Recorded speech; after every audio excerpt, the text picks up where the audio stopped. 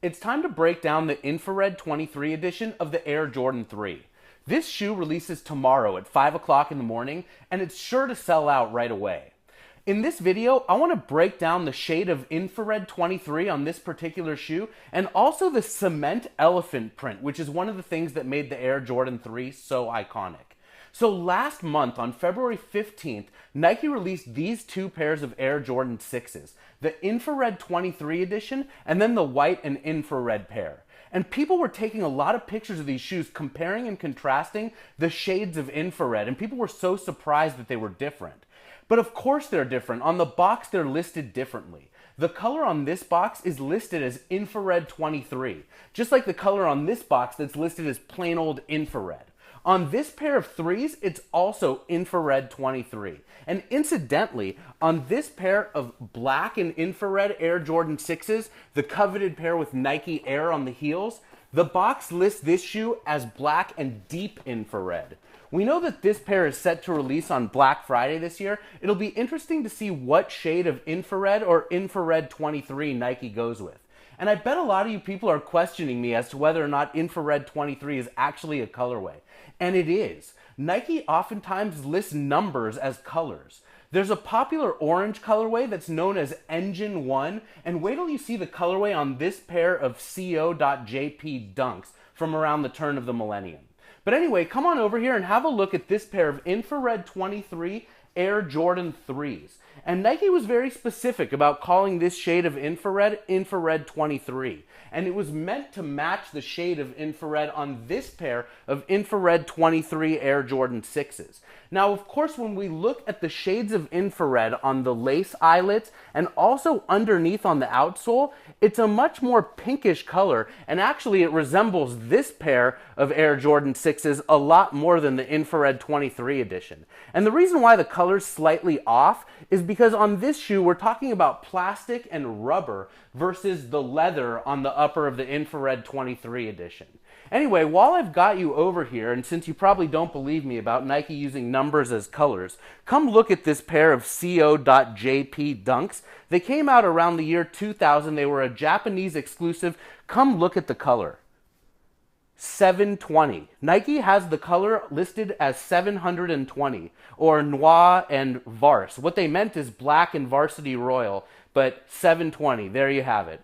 Anyway, back over here, let's go back to the Infrared 23 edition of the Air Jordan 3.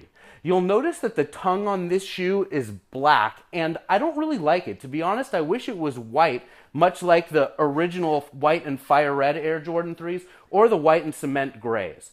And speaking of cement gray, the color on the box for the Infrared 23s is white, black, cement gray, and Infrared 23.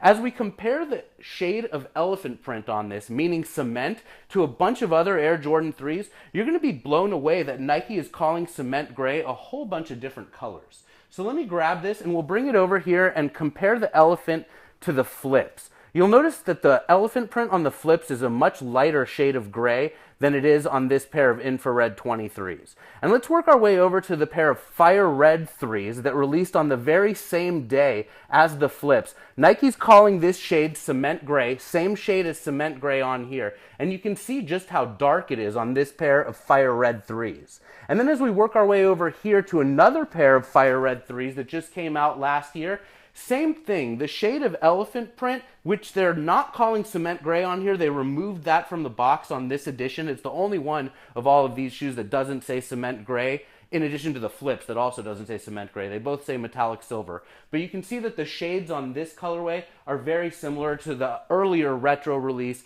of the fire reds. Let's work our way to the cement gray editions of the Air Jordan 3s. Here's a pair from 2002. The elephant print on this shoe is a very light shade of gray, not quite as light as on the flips, but it's much more light than on the Infrared 23 pair that's coming out tomorrow. And as we work our way closer to the present models of the cement gray Air Jordan 3s, let's check out this alongside the 2011 edition. You can see that the elephant print is darkening up on this shoe, and it's getting much more similar to the shade of elephant print on the shoe coming out tomorrow. But the pair of 3s that matches most closely has got to be the Nike Air 3s that you see right over here with the dark shade of elephant print. And I'm going to make a prediction.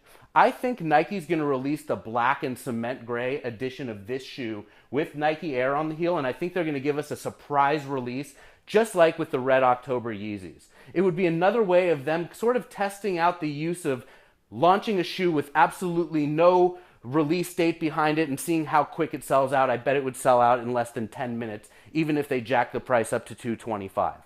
I want to put the Infrared 23 pair back on display over here, and I got to grab one other pair to compare. Come on in and have a look at this pair of Air Max 90 Essentials. This one right here is called the Uninfrared, and the box doesn't say infrared at all. It just says white, cool gray, neutral gray, and black. And you'll notice on this pair of Air Max 90 Essentials, it's actually got two different shades of what looks like infrared. We've got the pinkish shade on Air Max right here, which sort of matches the white infrared edition, and then the plastic parts over here and on the heel match more closely with the Infrared 23 edition. Anyway, it's been a real pleasure breaking down the Infrared 23 edition of the Air Jordan 3s. Get yours tomorrow if you can.